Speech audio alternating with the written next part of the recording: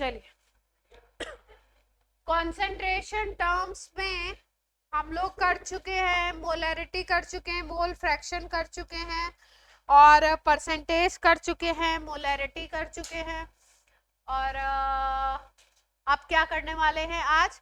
Formality, है ना। तो क्या है formality? Formality is nothing but molarity, है ना, कुछ खास ऐसी बात नहीं है। तो आप बोलोगे फिर फॉर्मेलिटी नया टर्म क्यों दिया? तो बात कर लेते हैं थोड़ी सी फॉर्मेलिटी की। अगर आपका कंपाउंड आयनिक है, कैसा कंपाउंड है? आयनिक।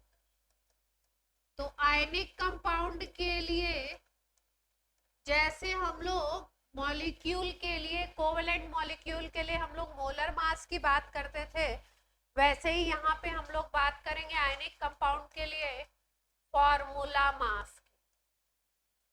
वहां पे मोलर मास होता था, यहाँ पे क्या हो जाएगा? Formula mass. और क्या है ये आपका formality?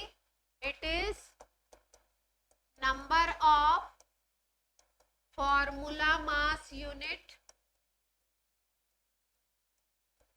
Of solute dissolve in 1 liter of solution। 1 litre solution में कितना फॉर्मूला मास यूनिट डिसॉल्व है, उसी नंबर को बोलते हैं हम लोग फॉर्मेलिटी। जैसे मोलैरिटी की बात करते थे तो हम बोलते थे number of moles of solute dissolve in 1 litre of solution. Formality में बस डिफरेंस क्या आ गया? फॉर्मूला मास यूनिट कितने डिसॉल्व हैं उसको हम लोग क्या बोल देते हैं? फॉर्मेलिटी। किसके लिए यूज किया जाता है? आयनिक कंपाउंड के लिए यूज करेंगे, कोवेलेंट के लिए फॉर्मेलिटी यूज नहीं किया जाता। जैसे मान लीजिए अब अगर वो बोले फॉर्मूला, तो आएगा given mass by formula mass, और यहाँ पे ले लेंगे वॉल्यूम इन लीटर। सॉल्यूशन का वॉल्यूम किस में ले लेंगे? लीटर।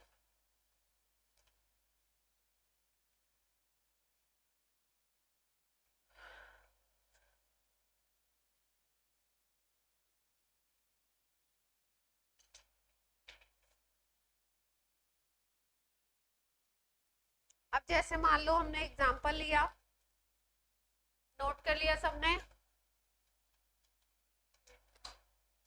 हमने एग्जांपल लिया, मान लो हम बोलते हैं 11.1 ग्राम of CaCl2 calcium chloride is dissolved in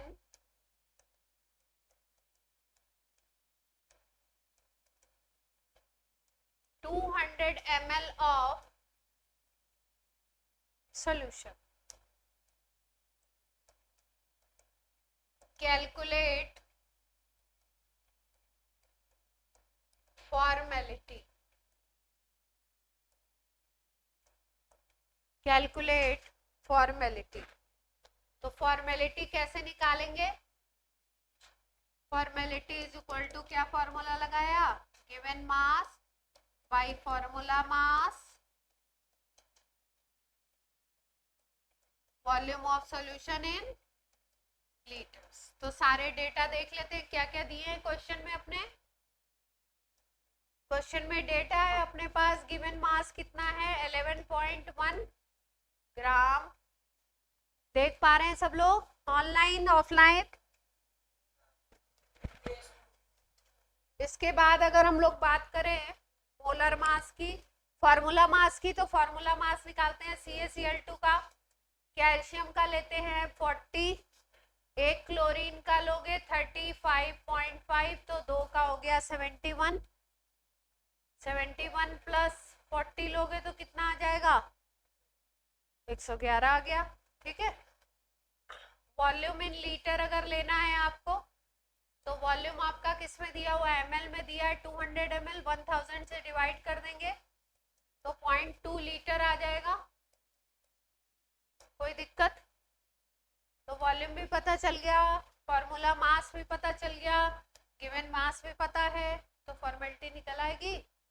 लगा दें 11.1 डिवाइडेड बाई 111 और यहाँ पे आ गया पॉइंट।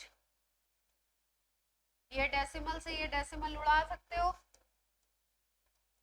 तो 1/2 आ गया, दैट इज 0.5। हाँ, ग्राम फॉर्मूला बोल सकते हैं, ग्राम फॉर्मूला बाई लीटर, जैसे मोल पर लीटर बोलते थे ना।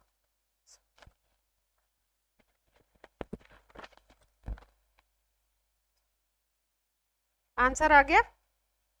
तो CaCl2 के केस में फॉर्मेलिटी क्यों निकाली गई और क्यों इसको, क्योंकि CaCl2 जो होता है Ca+2 और 2Cl- से मिलके बना है ना, आयनिक कंपाउंड है।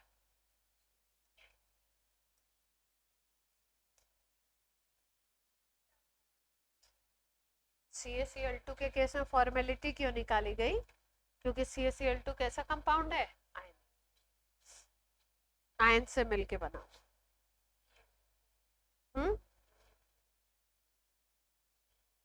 ग्राम फॉर्मूला यूनिट बाय लीटर, जैसे वहां पे मोल पर लीटर होता था ना।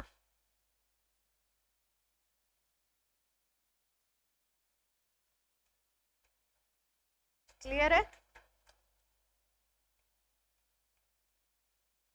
अब हम लोग सबसे इंपॉर्टेंट टॉपिक इस चैप्टर का पढ़ने वाले हैं, जो CBSE में शायद 11th में नहीं है, अपने उससे हटा दिया गया है, लेकिन बहुत इंपॉर्टेंट है JEE के पॉइंट ऑफ व्यू से, तो उसको करेंगे हम लोग।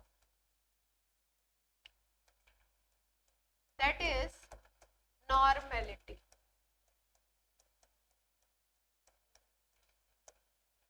नॉर्मेलिटी, नॉर्मेलिटी क्या है देखिए, पहले डेफिनेशन लिखते हैं। Gram equivalent of solute, formality में मोल्स थे, फॉर्मेलिटी में फॉर्मूला मास यूनिट थी, मोलरिटी में मोल्स थे, यहाँ पे नया टर्म आ गया gram equivalent. Gram equivalent of solute dissolve in 1 liter of solution।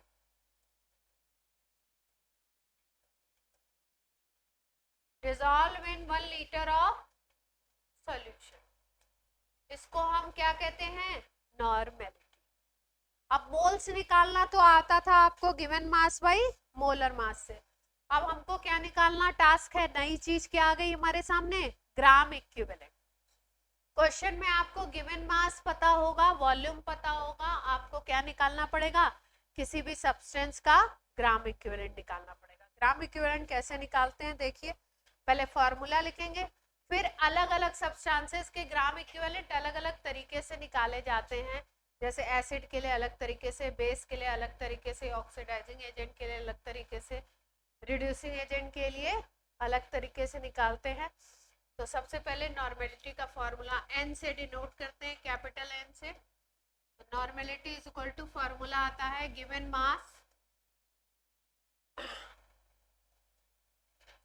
Bye equivalent mass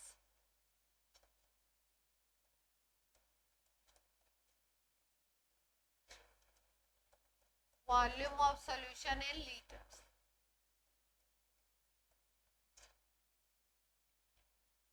given mass divided by equivalent mass, moles में आता था given mass by molar mass, यहाँ पे आएगा given mass by equivalent mass volume of solution in litre. अगर unit की बात करो तो यूनिट लिखते हैं इसकी gram EQ per litre, unit हो जाएगी ग्राम EQ पर लीटर।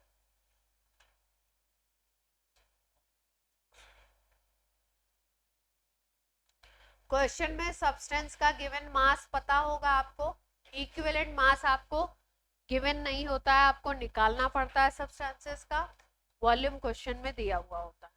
ठीक है, तो अब इक्विवेलेंट मास निकालना एक टास्क है, तो सीखते हैं कि एसिड का कैसे निकालेंगे, बेस का कैसे निकालेंगे, सॉल्ट का कैसे निकालेंगे, ऑक्सीडाइजिंग एजेंट का कैसे निकालेंगे और रिड्यूसिंग एजेंट का कैसे निकालेंगे। सबके इक्विवेलेंट मास का तरीका अलग है, इसीलिए नॉर्मेलिटी निकालना क्या है, थोड़ा सा डिफरेंट। इक्विवेलेंट मास निकालना सीखते हैं।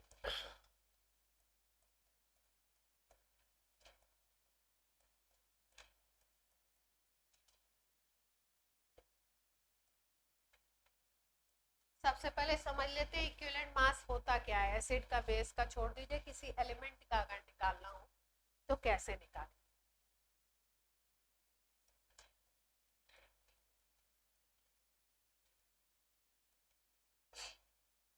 जैसे मान लो ये ए कोई एलिमेंट है,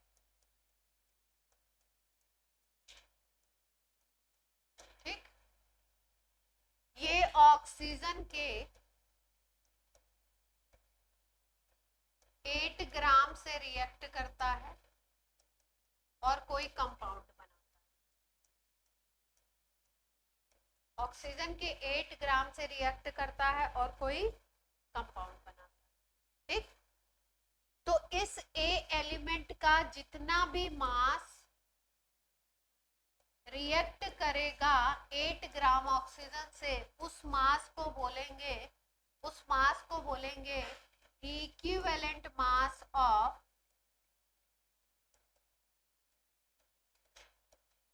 दैट एलिमेंट।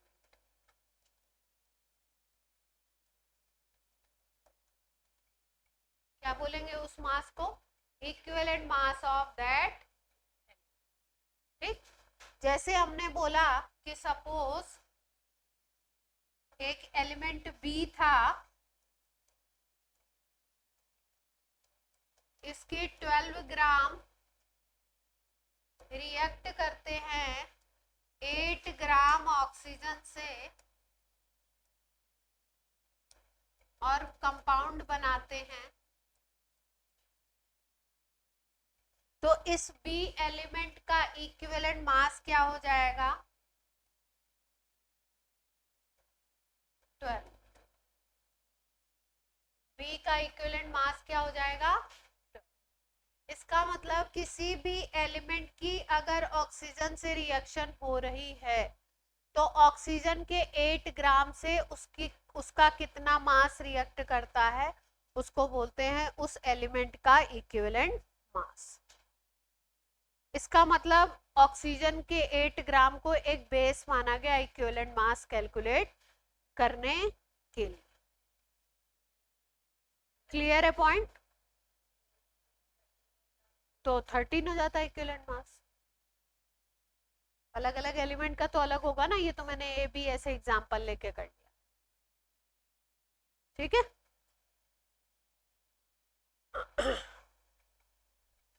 अब किसी एलिमेंट के इक्विवेलेंट मास को कैलकुलेट करने के लिए केवल ऑक्सीजन ही क्राइटेरिया नहीं है, क्लोरीन भी होता है और हाइड्रोजन भी होता है। तो तीनों की वैल्यू याद रखेंगे। बाकी हमें एलिमेंट का नहीं कैलकुलेट करना है, कंपाउंड का कैलकुलेट करना है। अपने काम का ये इतना है नहीं, फिर भी बेसिक ये है कि पहले आप एलिमेंट का इक्विवेलेंट मास निकालना आपको आना चाहिए, फिर आप कंपाउंड का निकाल। तो किसी एलिमेंट का अगर इक्विवेलेंट मास निकालना था तो 8 ग्राम ऑक्सीजन से कितना रिएक्ट करता है वो देख लो, या 3 तरीके हैं। 1.008 ग्राम हाइड्रोजन से एलिमेंट का कितना मास रिएक्ट करता है, वो हो जाएगा इक्विवेलेंट मास। या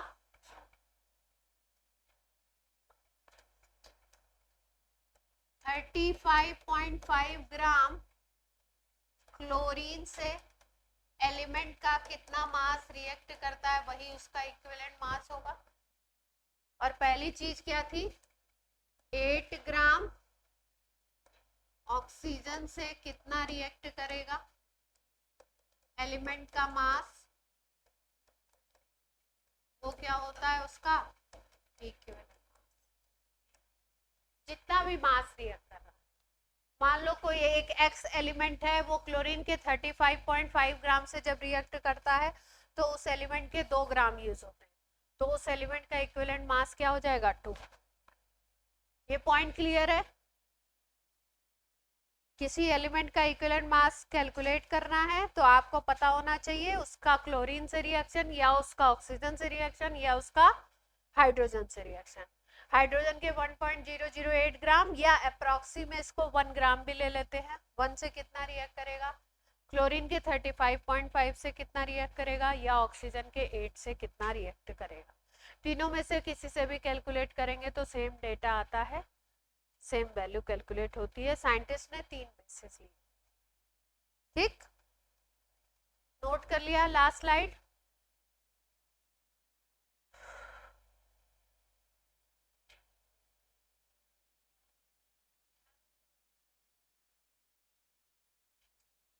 बोलो। हाँ,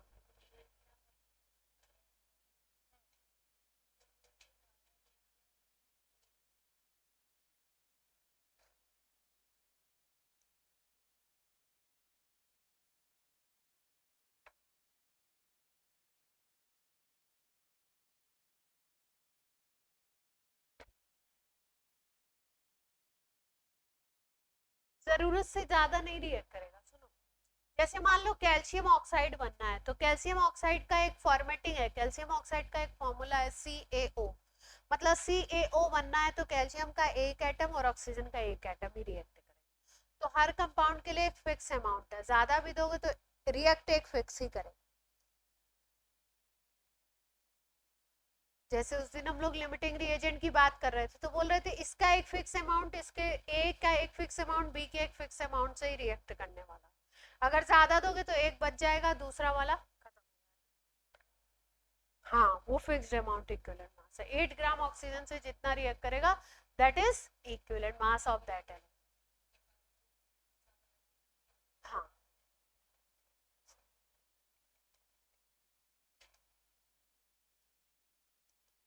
एग्जांपल से समझ लो।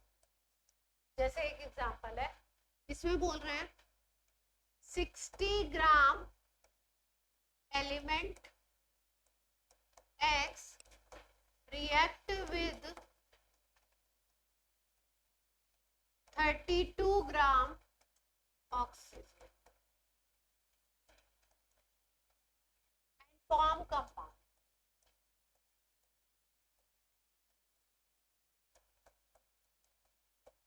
इसमें क्या कंडीशन दे दी इन्होंने? 32 ग्राम ऑक्सीजन रिएक्ट करता है किसी एलिमेंट X के 60 ग्राम से। तो उस एलिमेंट X का निकालना है, X का आपको इक्विवेलेंट मास कैलकुलेट करना है। ठीक है, तो हमने कंडीशन आपको क्या सिखाई कि 8 ग्राम ऑक्सीजन से जितना भी मास रिएक्ट करेगा उसको आप बोल दोगे क्या? उसको आप इक्विवेलेंट मास बोल दोगे। तो अगर 32 ग्राम ऑक्सीजन से एलिमेंट X कितना रिएक्ट कर रहा था?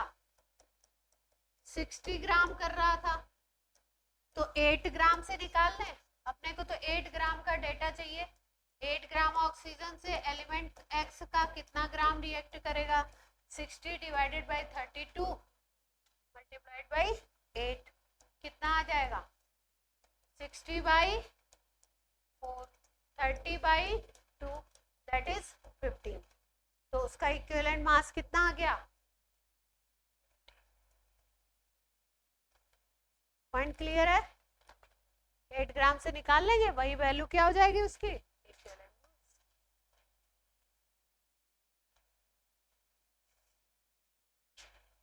कुछ मोटी मोटी बात दिमाग में घुसी?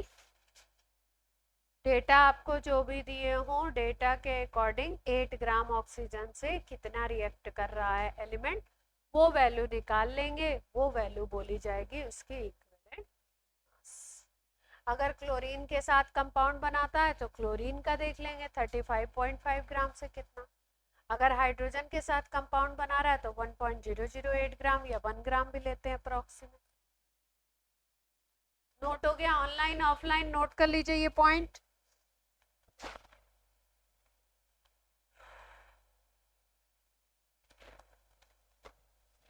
ऑनलाइन में कौन कौन है आज? ऑनलाइन वालों की आवाज ही नहीं।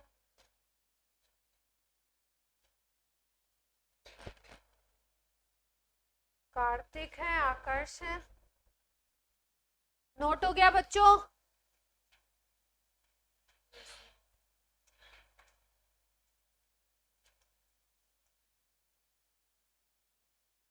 निकालते हैं। अब हेडिंग डाल लो equivalent mass of acid. Acid का इक्विवेलेंट मास कैसे निकाल?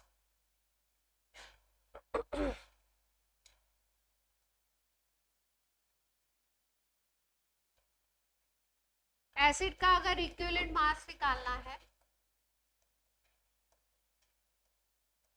तो आप लेते हो molar mass of acid divided by basicity of acid, या इसी को बोलते हैं एन फैक्टर भी कह सकते।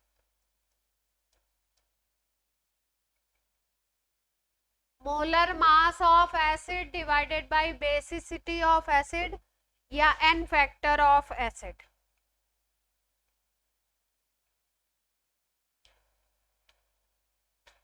अब अभी तक नॉर्मेलिटी निकालने के लिए इक्विवेलेंट मास चाहिए था, अब इसके साथ इक्विवेलेंट मास ऑफ एसिड के साथ क्या आ गया? एक नया टर्म बेसिसिटी आ गया, तो उसको भी जानना पड़ेगा। नहीं जानेंगे तो क्या होगा? सॉल्व ही नहीं कर पाएंगे। बेसिसिटी क्या होती है देखिए एसिड की,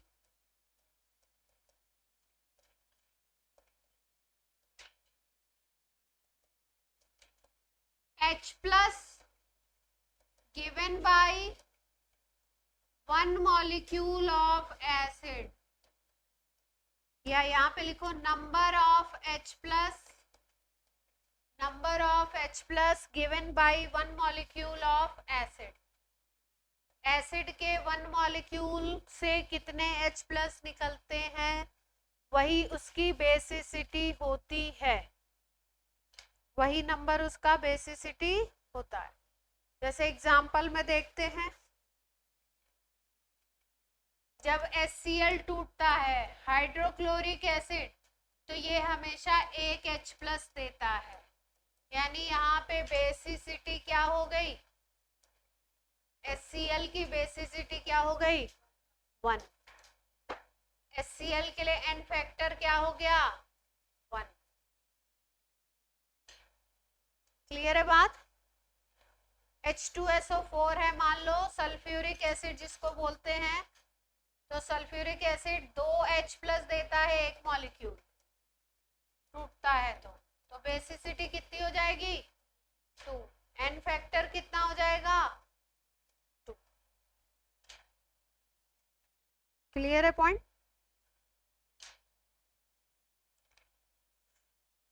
एक मॉलिक्यूल कितने H प्लस देगा उसी को क्या बोलते हैं हम लोग? बेसिसिटी। अब एग्जाम्पल में लिख लो कुछ और, ये स्लाइड हो जाए तो बोल दो। और जितने एग्जाम्पल जो हमारे प्राइमरीली अपने क्वेश्चंस में मिलते हैं उनकी बेसिसिटी लिख लेते हैं। ज़्यादातर केसेस में तो ऐसा होता है मॉलिक्यूल में जितने H प्लस दिख रहे हैं वो सारे के सारे होते हैं, पर कुछ केसेस ऐसे भी होते हैं जिसमें दिखेंगे तो आपको 3 और बेसिसिटी होगी 2, कम भी होती है ना? ये स्लाइड हो जाए तो बोल दीजिए। आइस नोट कर लिए?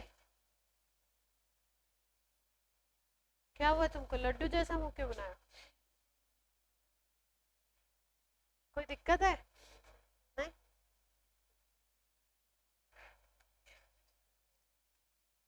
नहीं की क्या बात है? किसी का मुंह गोल होता है इसमें क्या बात? मेरा खुद ही लड्डू जैसा। HCl इज हाइड्रोक्लोरिक एसिड, सबको नाम पता होगा, नहीं पता है तो 11th क्लास में तो सीख ही लीजिए। H2SO4 is sulphuric acid, H3PO4 is phosphoric acid, phosphoric acid, इसकी बेसिसिटी होती है 3। इसका मतलब ये कितने H प्लस दे रहा है? 3 के तीनों दे रहा है। H3PO3 phosphorous acid,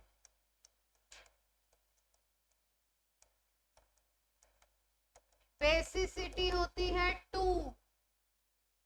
H3PO2 hypo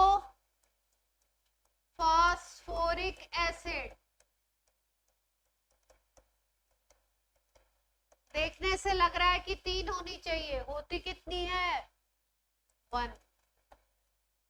3 2 1। Phosphorus के केस में 3 एसिड हैं, तीनों याद रखेंगे। पहला वाला है फॉस्फोरिक, दूसरा वाला है फॉस्फोरस, तीसरा वाला है हाइपोफॉस्फोरिक। पहले वाले की बेसिसिटी 3, दूसरे वाले की 2 और तीसरे वाले की कितनी है? 1। कैसे याद रखेंगे फॉस्फोरस के 3 एसिड की बेसिसिटी? जिसमें ऑक्सीजन 4 है, याद करने का तरीका है कोई वो नहीं है, 4 है उसमें 3 है, जिसमें 3 है उसमें 2, जिसमें 2 है उसमें 1। फॉस्फोरस के 3 एसिड एग्जांपल्स में आ जाते हैं, आपको एग्जाम में याद रखेंगे। पहला नाम क्या है? फॉस्फोरिक, दूसरा फॉस्फोरस, तीसरा हाइपोफॉस्फोरिक। CH3COH एसिड का नाम बोल दीजिए। Acetic acid. एक मॉलिक्यूल में 3 एक 4 हाइड्रोजन दिख रहे हैं, लेकिन ये वाले हाइड्रोजन नहीं निकलते हैं, इधर वाला ही हाइड्रोजन निकलता है। क्यों? कैसे टूटता है? ये वाला हाइड्रोजन नहीं निकलता है, केवल एक ही निकलता है, तो बेसिसिटी कितनी हो जाएगी? एन फैक्टर इज H2C2O4.2H2O, या ऐसे लिखा होता है एग्जाम में COOH single bond COOH dot 2H2O, या एग्जाम में आपको ऐसे भी लिखा मिल सकता है COH single bond COH, H2O हटा के भी लिखा हुआ मिल सकता है। एसिड का नाम है ऑक्सैलिक एसिड, बेसिसिटी है 2, याद रखेंगे।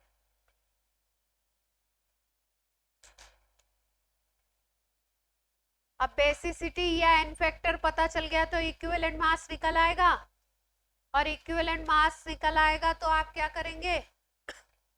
नॉर्मेलिटी निकाल सकते हैं आराम से।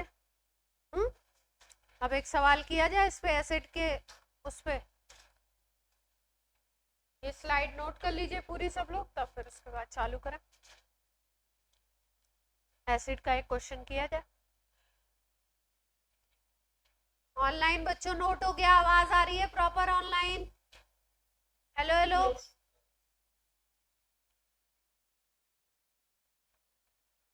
नोट कर लिया?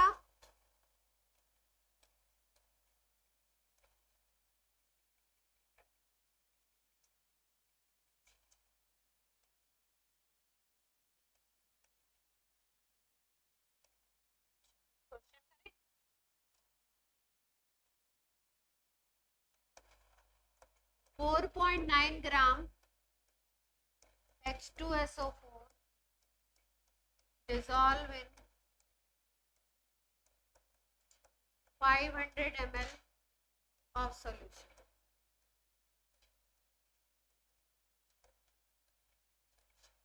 Calculate normality.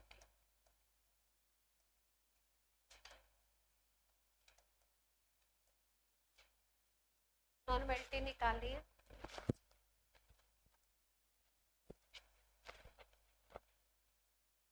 फॉर्मूला लगाऊं?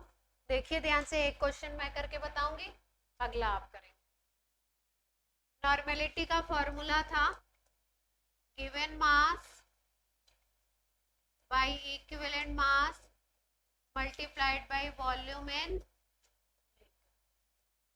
इक्विवेलेंट मास एसिड का क्या हो जाएगा? इक्विवेलेंट मास एसिड का फॉर्मूला क्या था?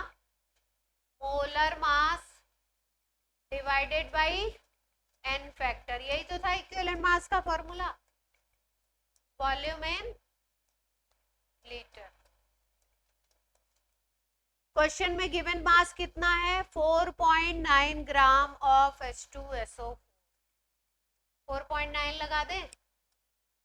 मोलर मास H2SO4 का अगर कैलकुलेट करते हो तो 2 हाइड्रोजन का 2 सल्फर का 32, एक ऑक्सीजन का 16, 4 का हो जाएगा 64, 98 आएगा। मास लगा देते हैं 98 divided by n factor. H2SO4 कैसे टूटता है अभी क्या सिखाया था? बेसिसिटी कितनी होगी 2, तो बेसिसिटी या n फैक्टर एक ही बात है, 2 लगा दिया। वॉल्यूम इन लीटर लेना है, 500 ml है तो उसको लीटर में कन्वर्ट करेंगे तो 1000 से डिवाइड कर देंगे। बात समझ आ रही है सबको?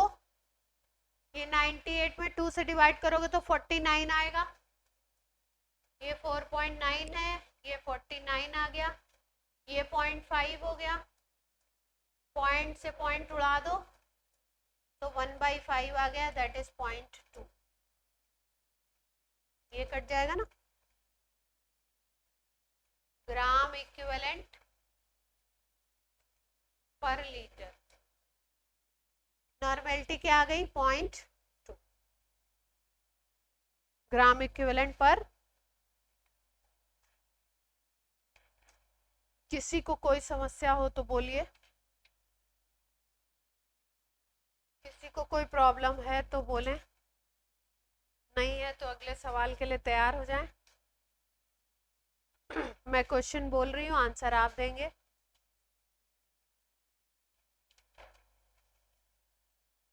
बोला जाए?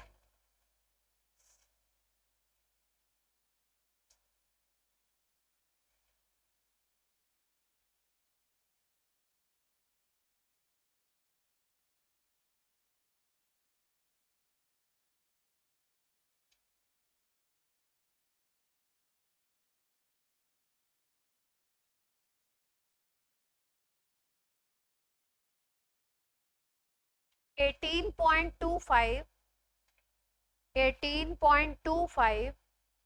grams of HCl, 18.25 grams of HCl dissolve in 2 liter solution. Calculate normality.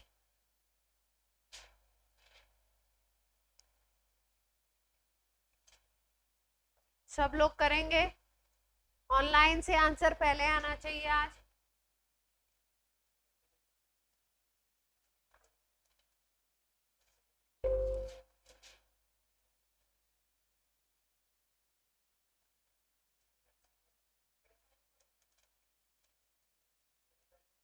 Eighteen point two five बोला है,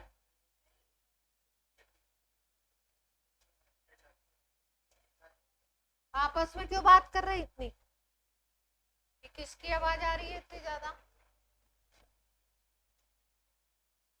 आपस में बात नहीं करेंगे?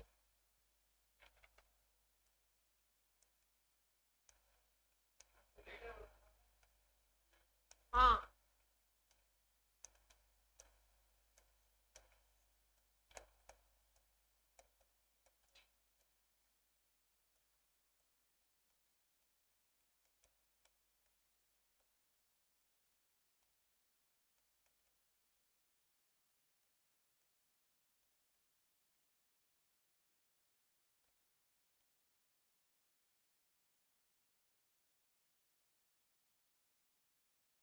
आंसर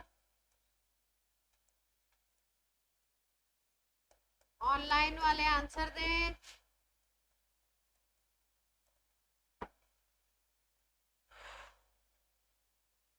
ऑनलाइन बच्चे आंसर दें।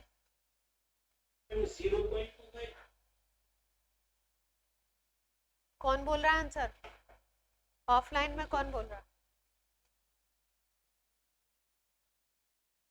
यूनिट कौन बोलेगा?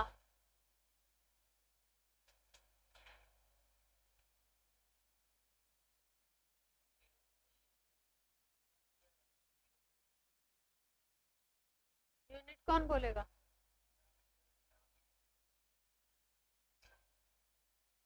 ग्राम इक्विवेलेंट पर लीटर।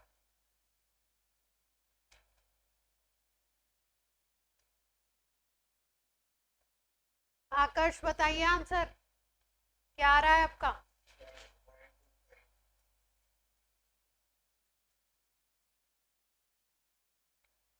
आयो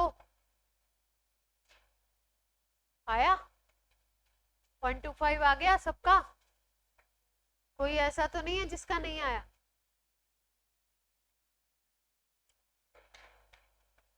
कैसे किया? गिवन मास 18.25 दिया हुआ था। मोलर मास होता है Cl का कितना?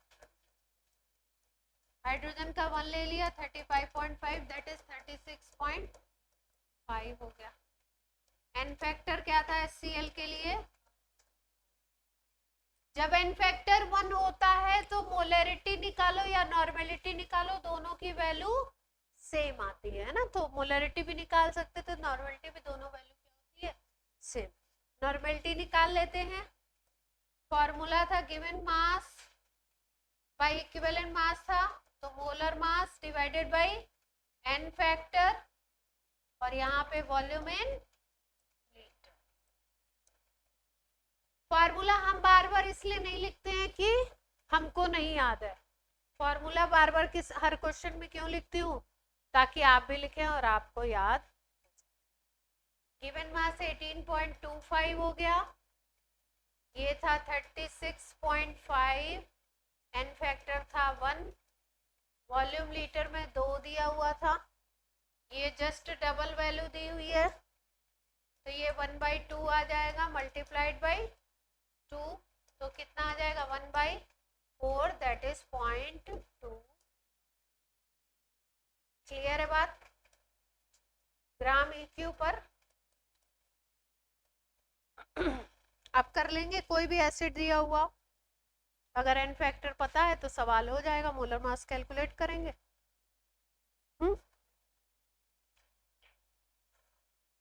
पक्का? चलिए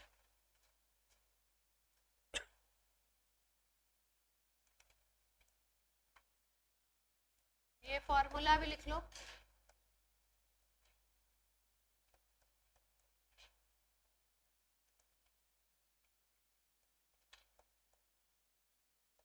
normality by molarity is equal to भी होता है एन फैक्टर।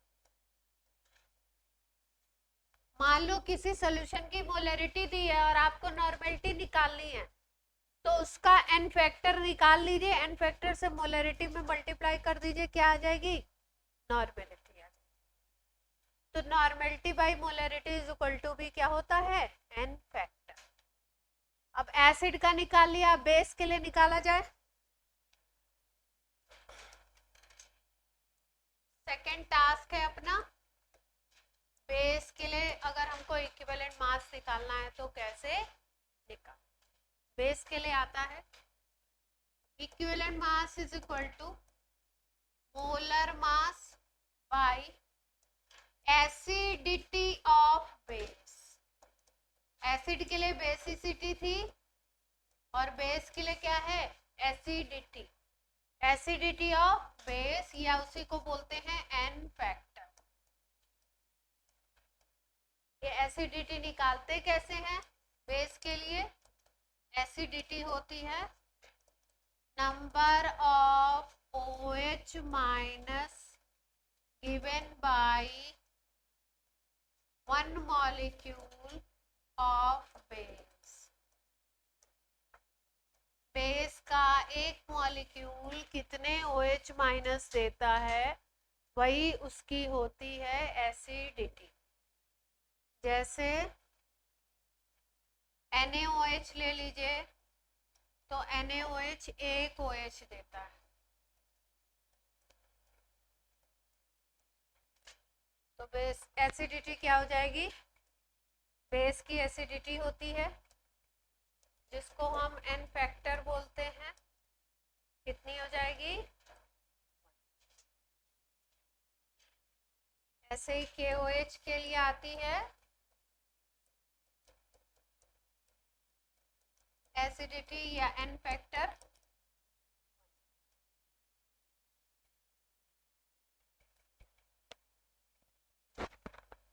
नोट कर लीजिए, NaOH KOH के लिए 1 है,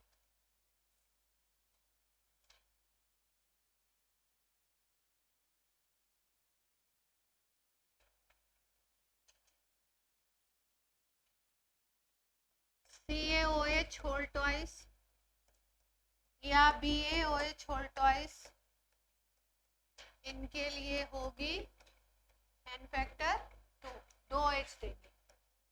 AlOH होल थ्राइस या FeOH होल थ्राइस, इनके लिए क्या हो जाएगा n फैक्टर 3 OH देगा। एक मॉलिक्यूल कितने OH देगा?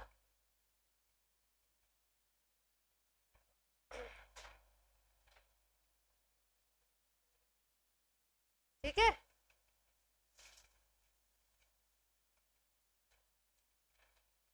Four gram NaOH dissolve in, question लिख लीजिए और करके बता दीजिए जल्दी से।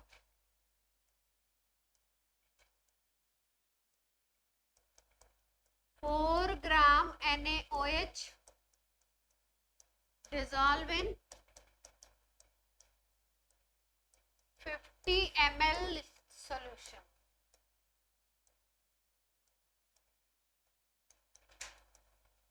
Calculate normality.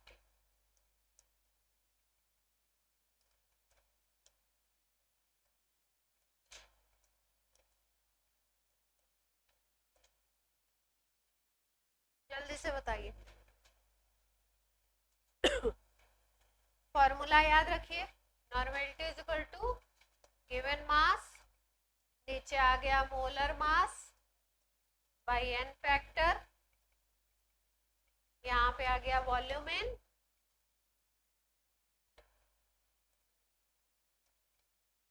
फॉर्मूला भी लिख दिया। सोडियम का होता है 23, ऑक्सीजन का 16, हाइड्रोजन का 1, टोटल करेंगे 40।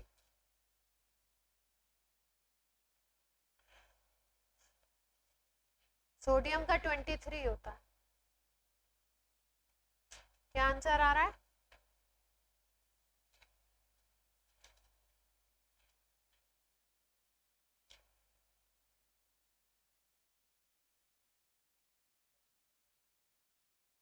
अपॉन 0. उसको पूरा डिजिट में करो, डिजिट में बनाओ, उसको होल नंबर में बनाओ आंसर को।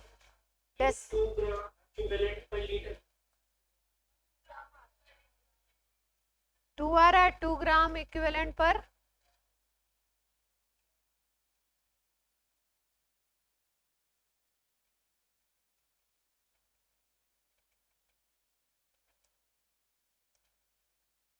ग्राम इक्विवेलेंट पर लीटर है ना।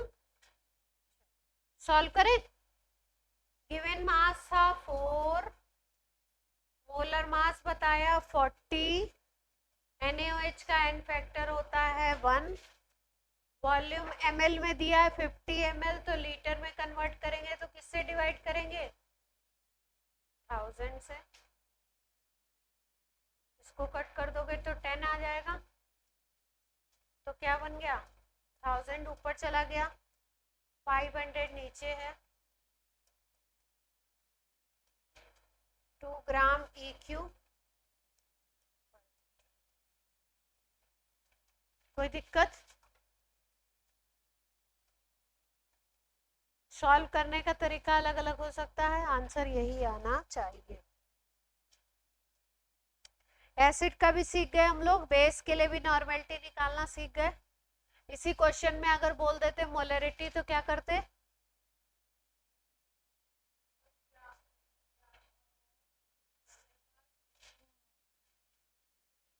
फॉर्मूला से निकालते तो ऐसे निकलता, वैसे अभी आपको सिखाया था कि N factor normality by formality क्या होता है, नॉर्मेलिटी बाई मोलरिटी क्या होता है?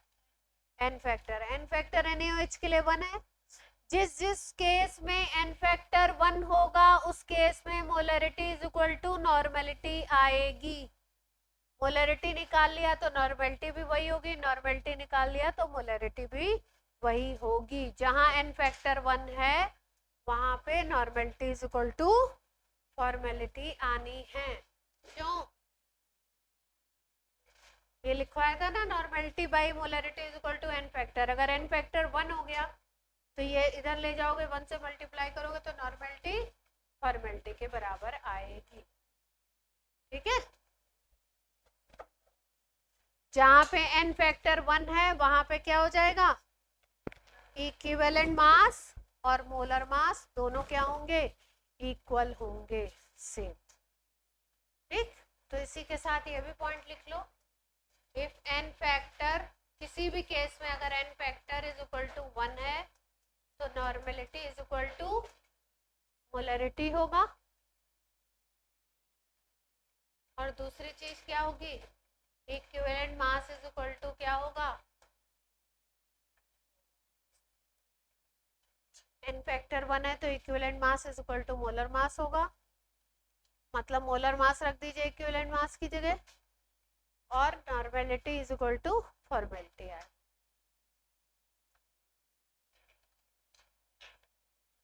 कोई समस्या नहीं,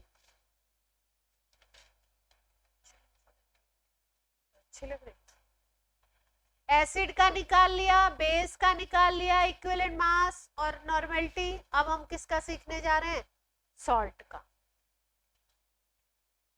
सॉल्ट का तो सबसे इजी है, कुछ है ही नहीं, करना पड़ेगा, कुछ है नहीं का मतलब ऐसा नहीं है कि, लेकिन इजी है। सॉल्ट की क्या निकालनी, नॉर्मेलिटी, तो सबसे पहले क्या निकालें सॉल्ट का,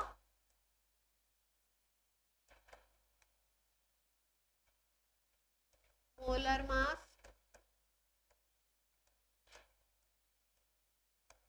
इक्विवेलेंट मास निकालना तो molar mass divided by total positive charge, total positive charge. कहानी में क्या आ गया, ट्विस्ट। इसी को बोलेंगे, इसी को n फैक्टर भी बोलते हैं।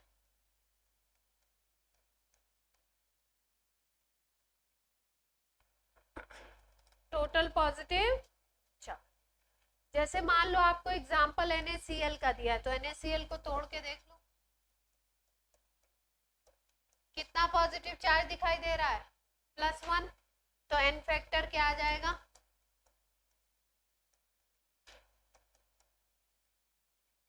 कोई समस्या, से मान लो CaCl2 है तो तोड़ के देखना पड़ेगा, Ca+2 बनाता है 2Cl- बनाता है, तो n फैक्टर क्या हो जाएगा, Ca+2 है ना, नेगेटिव चार्ज से मतलब नहीं है, किससे मतलब है, Na3PO4 सॉल्ट दिया है, सोडियम का फॉस्फेट है, जब ये टूटता है तो 3Na+ बनाता है और PO4- बना। टोटल पॉजिटिव चार्ज अगर यहाँ देखेंगे तो Na+ पे तो एक ही है, लेकिन क्योंकि एक मॉलिक्यूल से कितने Na बन रहे हैं, 3 बन रहे हैं, तो टोटल पॉजिटिव चार्ज यहाँ पे आ जाएगा 3। तो n फैक्टर क्या आ जाएगा इसके लिए,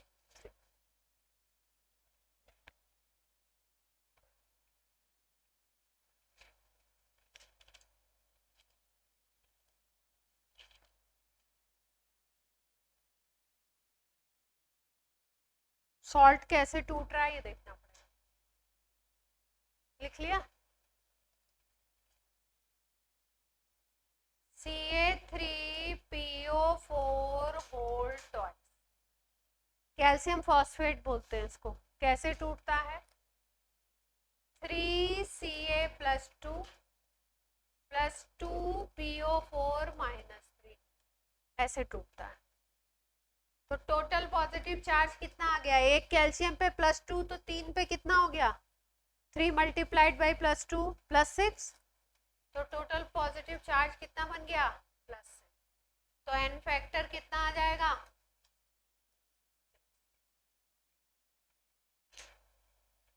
सॉल्ट में ये देखना है तोड़ करके,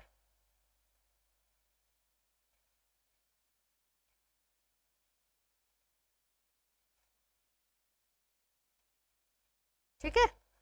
अब सॉल्ट में अगर एक एक का भी चार्ज आपको पता है, PO4 का चार्ज पता हो या सोडियम का चार्ज पता हो तो आप आराम से n फैक्टर निकाल सकते हो। लेकिन अगर दोनों में से किसी का भी चार्ज नहीं पता है तो क्या होगी, आपको दिक्कत हो जाएगी, फिर आयंस को तोड़ने में क्या होगा, प्रॉब्लम होगा। मान लो यहाँ पे हमें कैल्शियम का चार्ज नहीं पता होता कि +2 है, क्लोरीन का पता होता कि एक क्लोरीन पे -1 आता है, तो हम कैसे करते, 2 क्लोरीन है 2Cl- तो नेगेटिव चार्ज टोटल कितना हो जाता, -2 हो जाता, तो उतना ही कैल्शियम पे आना चाहिए। कोई कंपाउंड न्यूट्रल होता है तो उसमें जितना पॉजिटिव उतना नेगेटिव, तो टोटल पॉजिटिव हम देख लेते, 2Cl पे जितना नेगेटिव उतना एक कैल्शियम पे पॉजिटिव होना चाहिए। यहाँ पे ध्यान से देखो, 3 कैल्शियम पे जितना पॉजिटिव होगा उतना ही 2 फॉस्फेट पे होगा। फॉस्फेट होता है PO4-3, PO4-3 is 1 phosphate, 2 PO4-3 है तो 2 फॉस्फेट, तो 2 फॉस्फेट पे जितना नेगेटिव चार्ज उतना ही 3 कैल्शियम पे होगा पॉजिटिव। तो दोनों में से किसी भी एक का पता है तो n फैक्टर हम आराम से निकाल सकते, ठीक है। और इक्विवेलेंट मास आ गया तो नॉर्मेलिटी का तो वही फॉर्मूला है, सीधे given mass by equivalent mass multiplied by volume and कर लेंगे।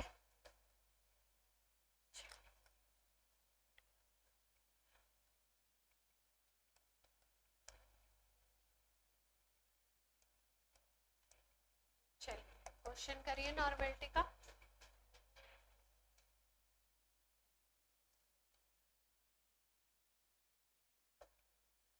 कोई समस्या तो नहीं है किसी को?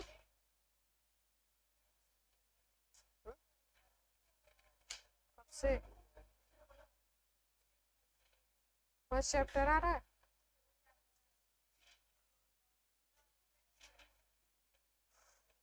तो फर्स्ट तो अभी आपने पूरा पढ़ा ही नहीं है।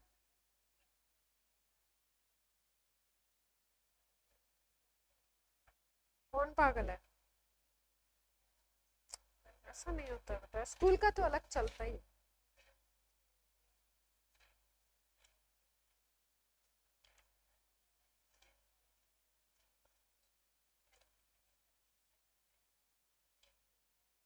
तो स्कूल में क्या पढ़ाना होता है, ज्यादा थोड़ी पढ़ाना होता है, हर टॉपिक का एक एक एग्जाम्पल थोड़ी कराएंगे।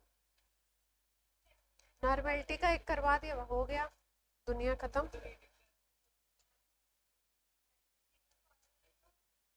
कौन है इतनी बातें कर रही है, मैं एक क्वेश्चन देखने लगूं तो आप लोग दुनिया भर की बातें कर लेते हैं, थोड़ी सी नहीं, दुनिया की बातें करते हैं। हाँ सारांश बोलिए बेटा, जो भी बोलना है आराम से बोलिए, कोई प्रॉब्लम नहीं है। अच्छा ये लोग बहुत बातें कर रहे हैं,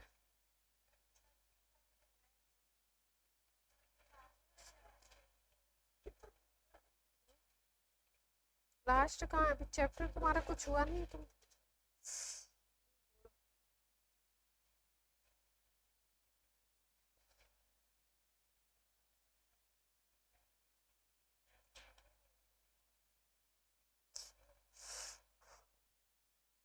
चलो क्वेश्चन लिखो। Density of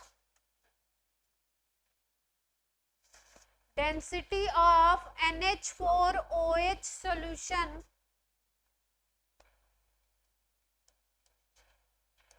density of NH4OH solution is 0.6 ग्राम पर ml। आवाज नहीं आनी चाहिए मुझे किसी की भी। 0.6 ग्राम पर ml if it contains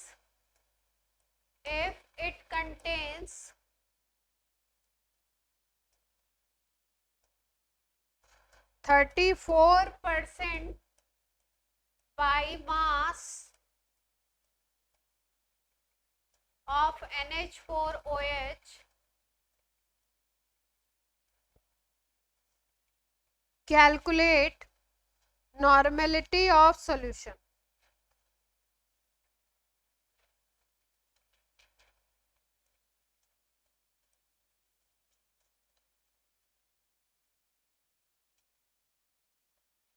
अब आपको NH4OH की, ध्यान से देखिए, NH4OH का जो N फैक्टर होता है वो 1 ही होता है, एक ही OH माइनस देता है ना, तो N फैक्टर क्या हो जाएगा, 1 हो जाएगा। अभी अभी आपको सिखाया था जब N फैक्टर 1 हो तो चाहे नॉर्मेलिटी निकाल लीजिए चाहे मोलरिटी निकाल लीजिए, दोनों क्या आएगी, सेम आएगी। अगर ऑब्जेक्टिव क्वेश्चन है तो कोई फर्क नहीं पड़ता है, सब्जेक्टिव है तो नॉर्मेलिटी का फॉर्मूला वगैरह लिख करके प्रॉपर निकालना पड़ेगा।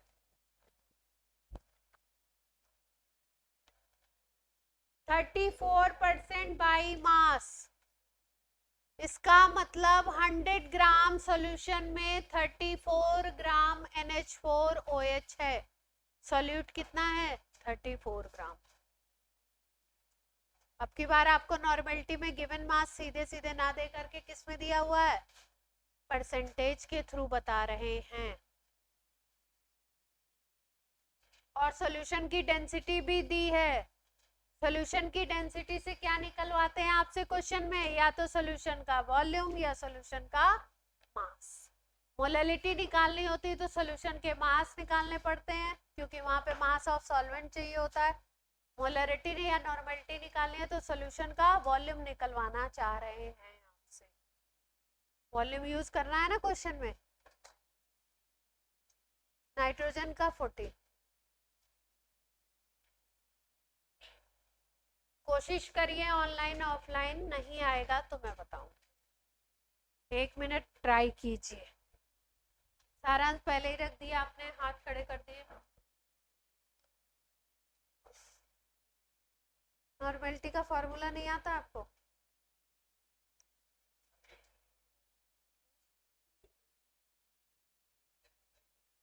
आप अपना करो, अपने अपने काम पे फोकस करें। जिसको मान लो नहीं आ रहा है वो अपना दिमाग चलाए, क्या फॉर्मूला यूज कर सकते हैं, नॉर्मेलिटी निकालने के लिए क्या क्या चाहिए, वो कहाँ कहाँ से निकाल सकते हैं। फिजिकल के क्वेश्चन में आपको सीधे सीधे बताया हुआ है कि फॉर्मूला लिखिए और सोचिए क्वेश्चन में क्या क्या डेटा है क्या क्या नहीं है। डेंसिटी को लगाते हैं m = v × d, v निकालना है तो m/d करेंगे, मास बाय डेंसिटी। वॉल्यूम निकालना है तो मास बाय डेंसिटी कर दो, सॉल्यूशन का मास डिवाइडेड बाय डेंसिटी। वॉल्यूम पता नहीं कितना आएगा, निकालो आप, मुझे भी पता नहीं है।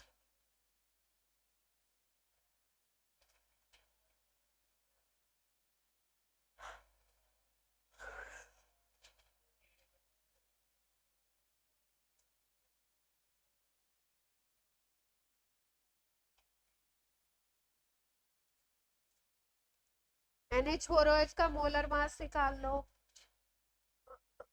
NH4OH का गिवन मास 34 ग्राम हो जाएगा।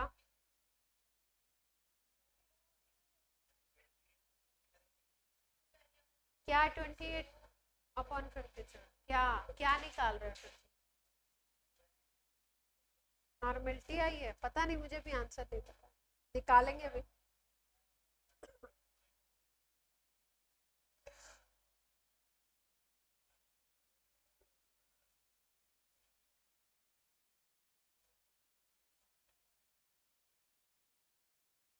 V = m/d, mass by density।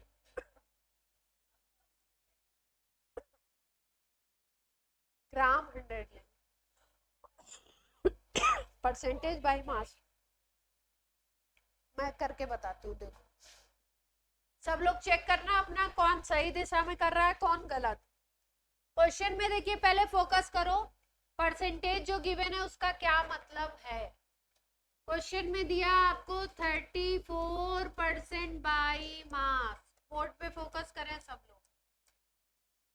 By mass लिखने का मतलब होता है 34 ग्राम सॉल्यूट है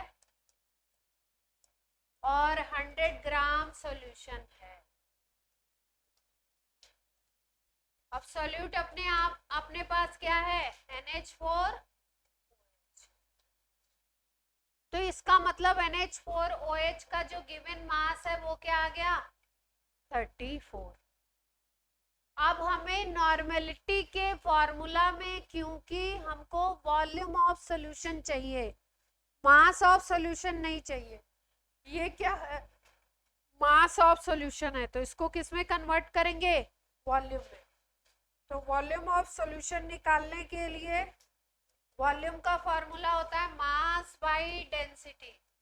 मास ऑफ सॉल्यूशन हमने कितना माना है 100 ग्राम, और सॉल्यूशन की डेंसिटी कितनी दी थी 0.6। क्वेश्चन यहीं से शुरू हुआ था, सॉल्यूशन की डेंसिटी कितनी थी 0.6।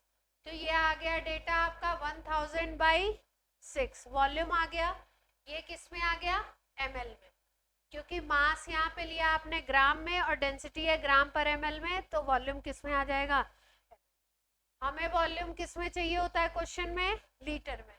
तो यहीं पे कैलकुलेट कर लेते हैं वॉल्यूम इन लीटर, कितना हो जाएगा, 1000 से डिवाइड करेंगे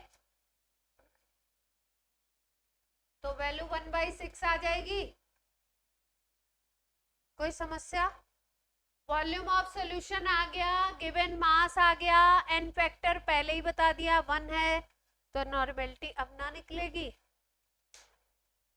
निकाले।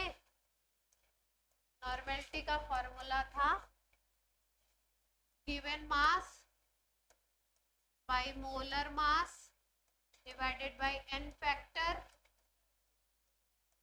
मल्टीप्लाइड बाय वॉल्यूम इन, यही बात हो रही थी। गिवन मास कितना था 34, वॉल्यूम इन लीटर कितना आया था 1/6, एन फैक्टर कितना है NH4OH का 1, और मोलर मास निकाल लेते हैं। NH4OH का कितना आ जाएगा 28, 4 और 1 5, और ये आ गया 16, 16 प्लस 5 होता है 21, 21 प्लस ये कितना आ जाएगा 35। कैसे आ रहा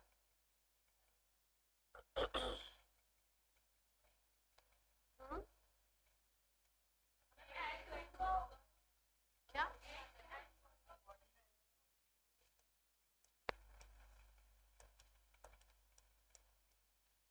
अब आ जाएगा, कितना आ रहा है 35, 34 आ जाता तो कितना मजा आ रहा, वैल्यू कट जाती ना, तो 34 डिवाइडेड बाय 35, अब ये 1/6 को 6 को ऊपर ले जा सकते हैं ना, तो वैल्यू कितनी आ जाएगी,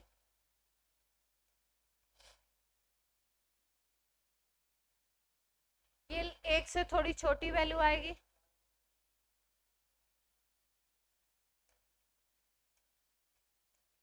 तो लगभग क्या वैल्यू आएगी 35। ऑप्शंस लिख दूं, ऑप्शंस दे रखे हैं इसमें, कितने गया, ऑप्शंस हैं आपके 4.8 नॉर्मल, 10 नॉर्मल, 0.5 नॉर्मल, 5.8 नॉर्मल, क्या आ जाएगा 5.8, अप्रॉक्सी लगा लेंगे थोड़ा सा।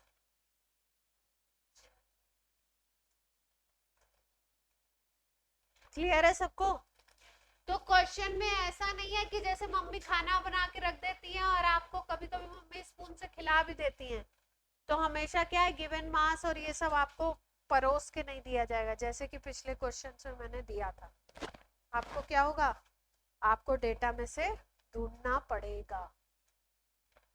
इसमें हमने परसेंटेज से क्या ढूंढा, मास ऑफ सोल्यूट ढूंढा, मास ऑफ सोल्यूशन ढूंढा, फिर उसके बाद वॉल्यूम ऑफ सोल्यूशन निकाला, फिर उसके बाद क्या किया, नॉर्मेलिटी के फॉर्मूला में वैल्यूज को, वॉल्यूम मास फिजिक्स का फॉर्मूला लगा दिया वॉल्यूम में। परसेंटेज का क्या मतलब होता है, मास हमने 1000 क्यों लगा लिया, 100 लगाना था। अच्छा 0.6 नीचे था ना, पॉइंट उड़ाया तो 1000। ये वाली स्लाइड हो गई।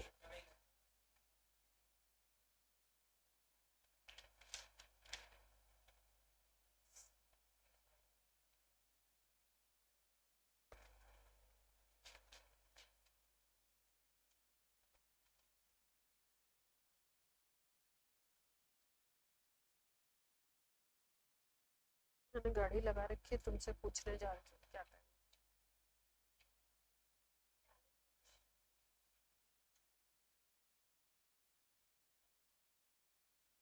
आप किस क्लास में, किस क्लास में हो? 11th में है ना। नेक्स्ट ईयर क्या होगा, 12th हो जाएगा। स्कूल की आप कौन सी क्लास में, सेकंड लास्ट स्कूल में, लास्ट ईयर, नेक्स्ट ईयर आपका लास्ट होगा, मतलब बड़ी क्लास है, उसमें टाइम का थोड़ा ऊपर नीचे तो चलता है। तो मैंने लगाई हुई है ना आज। हो गया।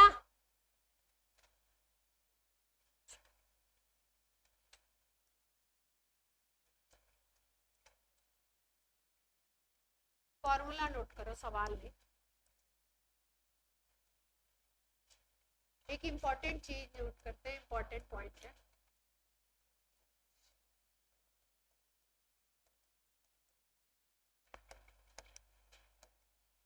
अगर किसी सब्सटेंस के ग्राम इक्विवेलेंट निकालने हैं, ग्राम इक्विवेलेंट अगर किसी सब्सटेंस का कैलकुलेट करना है किसी क्वेश्चन में, तो दो तरीके होते हैं। पहला तरीका होता है given mass by equivalent mass कर, given mass by equivalent mass कर। और दूसरा तरीका होता है ग्राम इक्विवेलेंट निकालने का, नॉर्मेलिटी इनटू वॉल्यूम कर दीजिए इन लीटर। क्वेश्चन में अगर आपको किसी सब्सटेंस के ग्राम इक्विवेलेंट निकालने हैं तो given mass by equivalent mass कर दीजिए, उसके ग्राम इक्विवेलेंट निकल आएंगे।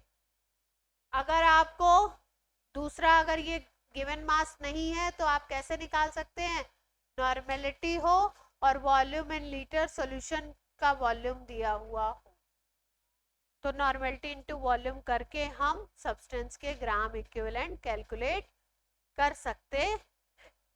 ठीक, अब ये पॉइंट बताया क्यों गया आपको, कहाँ पे जरूरत पड़ने वाली है इसकी, थोड़ा ध्यान से समझ। किसी भी इक्वेशन में ये कहाँ पे लगेगा, किसी भी इक्वेशन में फॉलो होगा। कोई भी रिएक्शन हो रही है किसी भी इक्वेशन में, मान लीजिए ए रिएक्ट कर रहा है बी से, बना रहा है सी प्लस डी, ठीक, तो क्या ध्यान रखना है आपको, gram equivalent of A is always equal to gram equivalent of B। किसी भी रिएक्शन में A के जितने ग्राम इक्विवेलेंट रिएक्ट करेंगे B के भी उतने ही ग्राम इक्विवेलेंट रिएक्ट करेंगे A के साथ। इसका मतलब ग्राम इक्विवेलेंट दोनों के क्या होंगे, इक्वल होंगे। अगर हम बोलते हैं ए के 5 ग्राम इक्विवेलेंट यूज हो रहे हैं तो बी के भी डेफिनेटली 5 ग्राम इक्विवेलेंट ही यूज हो रहे। ठीक है, कोई दिक्कत नहीं।